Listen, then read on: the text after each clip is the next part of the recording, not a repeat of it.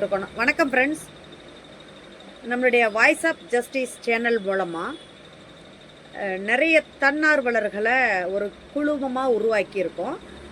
WhatsApp குரூப்பில் நம்ம உருவாக்கியிருக்கோம்.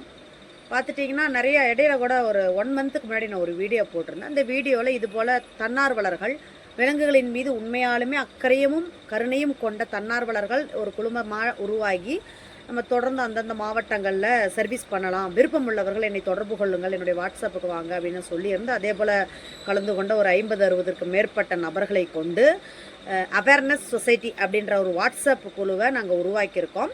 அதிலிருந்து ஒரு தலைமை குழுவை உருவாக்கி 10 நபர்களை கொண்ட 10லிருந்து 15 நபர்கள் வரைக்கும் குவாலிட்டியான நபர்களை, அதாவது தலைமை குழுவிற்கு தகுதியான நபர்களை தேர்ந்தெடுத்து வாய்ஸ் ஆஃப் ஜஸ்டிஸ் அப்படிங்கிற ஒரு வாட்ஸ்அப் குரூப்பையும் உருவாக்கி நல்லபடியாக செயல்பட்டுருக்கு. கடந்த 1 மாத காலங்களிலேயே மதுரை, சென்னை, திருப்பூர், கோவை, சேலம் போன்ற பகுதிகளில் தன்னார்வலர்கள் எங்கெல்லாம் இருக்கிறாங்களோ நம்ம டீமை சார்ந்தவங்க அவங்களோட பகுதியில் இருக்கக்கூடிய இந்த வாயில்லாத ஜீவன்களுக்காக உணவளிக்கிறதாகட்டும், அந்த ஏபிசி பண்ணக்கூடிய கருத்தடை விஷயங்களாகட்டும் எல்லாத்தையுமே நம்ம சிறப்பாக பண்ணிகிட்ருக்கோம்.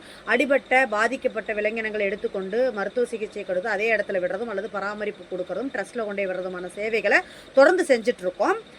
இதுபோல் இதை பார்த்து கொண்டிருக்கின்ற தன்னார்வலர்கள் மட்டும், மீண்டும் ஒரு முறை சொல்கிறேன், விலங்கு நல ஆர்வலர்கள் மட்டும் விருப்பம் இருந்தால் எங்களது குழுவத்தில் இணைந்து கொண்டு நீங்களும் சேவை பணியாற்றலாம்.